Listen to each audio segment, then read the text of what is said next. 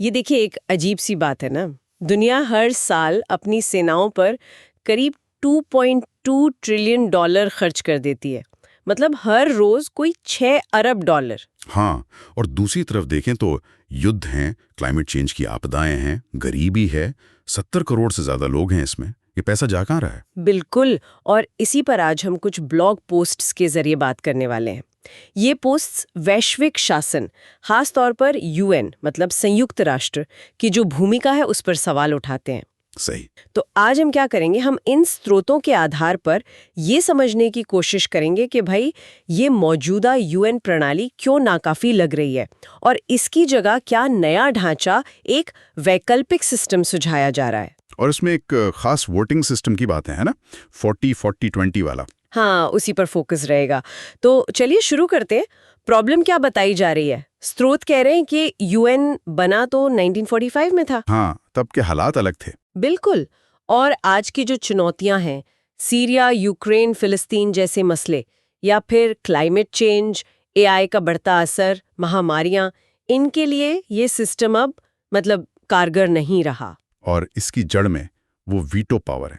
सुरक्षा परिषद के 5 स्थायी सदस्य P5 जिन्हें कहते हैं, अमेरिका, चीन, रूस, यूके, फ्रांस। हाँ, वो वीटो। वो किसी भी एक देश को ताकत देता है कि वो किसी भी अहम कार्रवाई को रोक दें, भले ही वो नरसंहार जैसा गंभीर मामला क्यों ना हो। और इसी वजह से कोई बड़ा सुधार भी नहीं हो पाता है ना। स्रोत से कैच-22 कहते हैं। बिल्कुल फंस गए हैं। सुधार चाहिए, पर जिनके पास पावर है वो क्यों बदलेंगे? हाँ, वो क्यों छोड़ेंगे अपनी खास जगह? तो नतीजा ये है कि यूएन एक तरह से बस प्रतीकात्मक रह गया है, शक्तिहीन। इसीलिए स्रोत सिर्फ रिफॉर्म की बात नहीं कर रहे हैं, वो कह रहे हैं मौजूदा यूएन को भंग करो, एक नया संगठन बनाओ, बिल्कुल नया। भंग करो, ये तो काफी रेडिकल सुझाव है। हाँ है तो इस नए संगठन का आधार क्या होगा फिर? सबसे बड़ा बदलाव क्या है?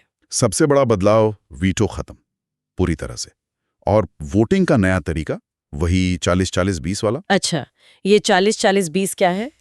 इसे थोड़ा समझाएंगे? हाँ जरूर। इसमें ऐसा है कि 40% वोट मिलेंगे देश की जीडीपी में हिस्सेदारी के हिसाब से। ठीक है। फिर 40% वोट मिलेंगे जनसंख्या के हिसाब से, और बचे जो 20% वोट हैं वो दुनिया के सभी 195 देशों में बराबर बराबर बंटेंगे। ओह अच्छा, तो मतलब हर देश को कुछ ना कुछ वोट जरूर मिलेगा, चाहे कितना भी छोटा हो। हाँ बिल्कुल, करीब 0.1025% वोट हर देश को मिलेगा ही। तो जैसे तुवालू जैसा छोटा देश है, उसे भी करीब 10 बेस वोट मिल जाएंगे। तो इससे तो पूरा पावर बैलेंस ही बदल जाएगा वोटिंग में। हाँ, नाटकीय रूप से। जैसे अगर 2023 का डेटा देखें तो चीन और अमेरिका के वोट सबसे ज्यादा होंगे, फिर शायद भारत। और इसी वोटिंग के आधार पर एक नई सुरक्षा परिषद भी बनेगी। टॉप 5 देश होंगे उसमें, जैसे चीन, अमेरिका, भारत, जापान, जर्मनी, लेकिन बिना वीटो के। अच्छा, बिना वीटो के, ये अहम है। और एक और बात थी शायद सदस्यता को लेकर। हाँ, वो भी दिलचस्प है। स्रोत सुझाव देते हैं कि हर 50 साल में देशों को शायद अपनी वैधता साबित करने के लिए लोकतांत्रिक तरीके से एक संविधान सभा बुलानी पड़े। अच्छा, ताकि सिस्टम अपडेटेड रहे और लोगों का भरोसा बना रहे। हाँ, कुछ ऐसा ही। और ये सब क्यों?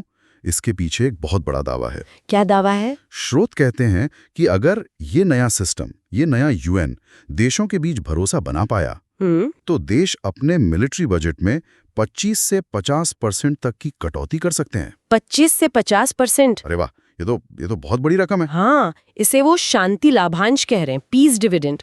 सोचिए, सालाना 1 से 1.5 ट्रिलियन डॉलर बच सकते हैं। 1 से 1.5 ट्रिलियन? जी, और ये पैसा कहाँ जाएगा?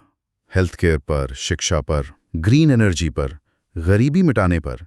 ये सिर्फ एक सपना नहीं, बल्कि एक कैलकुलेशन है। ये तो वाकई सोचने वाली बात है। अच्छा, ये सोच सिर्फ यूएन तक ही है या और भी कुछ? नहीं, ये आगे भी जाती है। जैसे WTO है, विश्व व्यापार संगठन। स्रोत मानते हैं कि वो भी आजकल ठीक से काम नहीं कर रहा। हाँ, व्यापार विवाद बढ़ रहे हैं।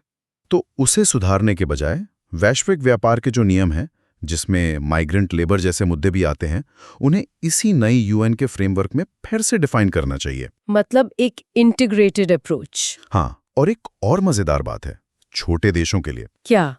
ये जो 40-40-20 सिस्टम है, इसमें करीब 130-140 देश ऐसे होंगे जिनके वोट 30 से कम होंगे। हाँ, छोटे देश। अगर ये सब एकजुट हो जाएं, एक गठबंधन बना लें, तो उनके पास कुल वोटों का 30% से ज्यादा हिस्सा हो सकता है। अरे, तो ये तो उन्हें काफी ताकत दे देगा। बिल्कुल। क्लाइमेट चेंज, कर्ज, असमानता, इन मुद्दों पर वो एक बड़ी आवाज बन सकते हैं, एक निर्णायक आवाज। ये तो काफी दिलचस्प मोड़ है।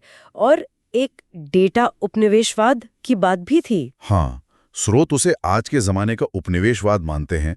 जैसे पहले पश्चिमी ताकतें संसाधन ले जाती थी, वैसे ही आज बड़ी टेक कंपनियां ग्लोबल साउथ से डेटा निकाल रही हैं, बिना उचित मुआवजे के। सही बात है। तो एक मजबूत वैश्विक शासन, शायद एक एआई सेफ्टी काउंसिल जैसी कोई चीज, इस नए तरह के शोषण को रोकने में मदद कर सकती है। तो कुल मिलाकर अगर हम देखें तो इन स्रोतों का सार क्या निकलता है? सार यही है कि मौजूदा ग्लोबल सिस्टम, खासकर यूएन, वो 21वीं सदी की जो उलझी हुई चुनौतियां हैं, उनका सामना करने में अब सक्षम नहीं रहा। वो हाँफ रहा है। और जो हल सुझाया जा रहा है वो काफी बड़ा है। वीटो हटाओ, 40-40-20 वोटिंग लाओ, एक नया यूएन बनाओ। हाँ, और खरबों डॉलर सेना से हटाकर इंसानी जरूरतों पर लगाओ। ये सिर्फ ढांचा बदलना नहीं है, ये ग्लोबल सहयोग और भरोसे का एक नया दौर शुरू करने की कोशिश है। बिल्कुल। ये शक्ति और प्राथमिकताओं को नए सिरे से तय करने का प्रस्ताव है। सही कहा। तो चलिए आज की बातचीत को यहीं रोकते हैं, लेकिन इन स्रोतों से एक सवाल हमारे मन में रह जाता है। क्या दुनिया के देश उस डर से बाहर निकल सकते हैं कि अगर मैंने हथियार नहीं बनाए तो मैं सुरक्षित नहीं रहूंगा?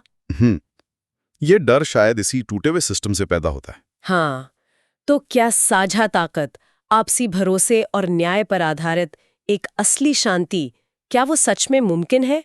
इस सवाल पर सोचने के लिए छोड़ जाते हैं।